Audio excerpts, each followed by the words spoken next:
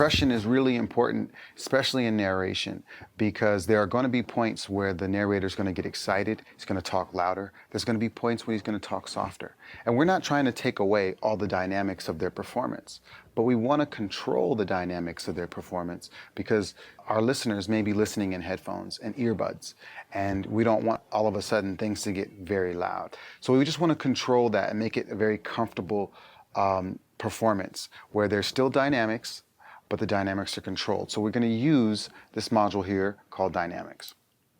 Now what you're going to notice when you open this is that what we're seeing is this is a multi-band compressor. Essentially what we're looking at is 4 different compressors. We want to get this down to just one compressor. Over here in the left-hand corner, you can see there's an X and a plus. What we're going to do is we're just going to hit that X all the way until we're down to just one compressor. We want to set our ratio to 4.1. Our attack and release are fine where they are for now. The key to setting a compressor is you want to make sure you're listening to the right section of the narration when you're setting the threshold. So here's our threshold here, okay? This node right here. This is the compressor threshold, and this is the limiter threshold. We want to leave this limiter alone at 0. We want to focus on just this node. So once you've set your ratio to 4.1 and you've left your attack and release alone, all you have to do next is find an area that has high peaks, preferably the area that has the highest peaks in your program. For instance, here's a high peak here, and we've got some high peaks here and a little bit more here. So what I'm going to do is I'm going to use these 3 sections to set my compressor. Now, the best way to set the gain reduction for your narration would be to go ahead and click on the this gain reduction meter here, and this is called gain reduction trace. And the reason why is you can clearly see how much the compressor is biting down on the signal.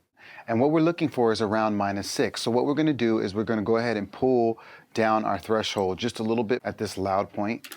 Talking to me across the space between us, interspersed with blue lightning streaking the sky. No, I didn't need anything to confirm for me. I knew even then that I was going to hell. We're going to listen from here with the compressor on and then with the compressor off and see if we can hear the difference, see if we can hear the compressor working. So this is with it on. It has no use for what comes next. The past is greedy, always swallowing you up. We can see here the compressor's chomping down on past is greedy, right? So now let's take a listen to what it sounds like when I turn off the compressor. So I can power off the compressor here. We'll listen from the same space. It has no use for what comes next. The past is greedy. Listen to how much louder the past is greedy got. So now when I turn on the compressor, let's listen again. It has no use for what comes next. The past is greedy, always swallowing you up, always taking.